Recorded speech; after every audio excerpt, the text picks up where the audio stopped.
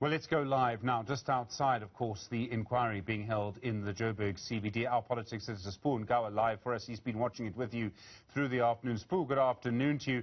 In a sense, today's really all been about cadre deployment, the ANC's policy of deploying people to positions within the civil service. Yes, that's exactly what was the issue here, Stephen, the whole of today, where the president spent time unpacking the ANC's cadre deployment policy. And for some people, it may sound like the same evidence that they would have had when Gwede was here 2 weeks ago, but actually it was markedly different, Stephen, for the following reasons. When Gwede was here the last time, he seemed to be on the defensive, where he seems to want to distinguish between what he calls cadre policy and cadre deployment, which to me sounds like semantics. But today the president emphatically made it clear that the ANC does have a cadre deployment policy, and went as far as and actually put on a spirited defense of that very policy, and where he even quoted as a document by the OECD about the fact that cadre deployment is a universal policy. That is which he says is central in strengthening, in fact, is central to most democracies. But he seemed to be distinguishing between what he calls cadre deployment and bad deployment. And more importantly, Stephen, most people obviously would have expected a lot of fireworks. It looks like we may have now to wait until tomorrow, because as you would have heard, those last few minutes, that cliffhanger, when Advocate Pretoria started raising the issues that I'm sure are uppermost on the minds of most South Africans, issues of Busasa, its dodgy donations to the ANC. There was a mention of the Guptas, and we did hear also the Deputy Chief Justice asking the President for specifics, and on that one the President did kick for touch and say that he may give specifics when he comes back on the 13th and the 14th of May. That's in his capacity as state president, but he does return tomorrow, and we understand that they'll probably pick up where they left off today, which is on the crucial issue of political party funding. Stephen.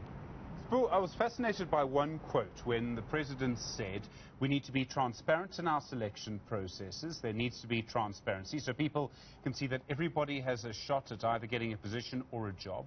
There should never be something that is done in darkness where people do not see. He's talking there about deployment. Sbu, your memory might be different to mine, but I don't recall the ANC's deployment committee meetings being held in the open. I don't remember going to any as a journalist. Neither do I, Stephen. In fact, the interesting point is that it's surprising that he would say something like that, because when the Deputy Chief Justice asked him a specific question about whether meetings of the deployment committee are public, he actually said they are not. So there is no way we will know.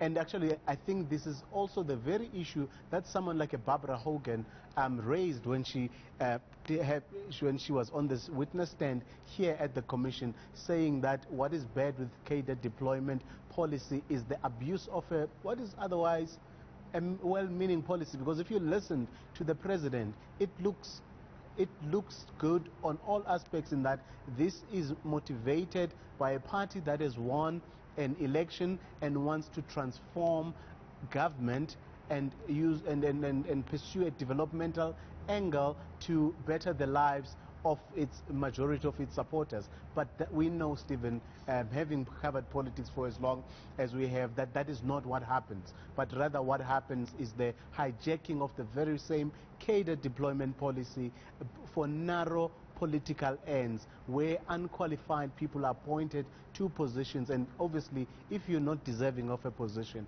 it goes without saying that you will be pliable and you will be actually at the whims and in the hands of whoever your handler is. But I think the overall, in fact, Stephen, the interesting point is that just a few minutes ago, before the commission adjourned today, I had a brief chat with John Steenhuisen, who was supposed to join me, but he had to rush off. And John Steenhuisen actually was making the point that he would have wanted to hear the president not just acknowledge, in as much as that matters, but acknowledge what is wrong with cadre deployment, but to actually do away with it. But we do know that the ANC is not about to do that, and we do know that parties that win elections do deploy people that they believe are credible for those positions. But I think the most important thing coming out of today, Stephen, is that acknowledgement by the president that there are many things that have gone wrong, and that sometimes, even at the time when he was the chairperson of the ANC's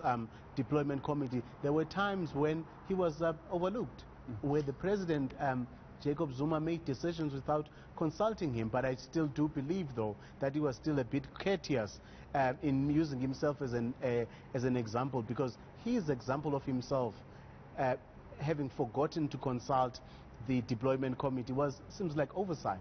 But the very examples that he would have made of where people were appointed to positions without him consulted were a different story altogether. Obviously, I think we will get to the nub of that, Stephen, when the commission resumes tomorrow at 9 a.m. Sbu Ngalwa, I'm going to ask you to hold that thought. I know that we're not going to let you leave that commission over the next 48 hours. I'm going to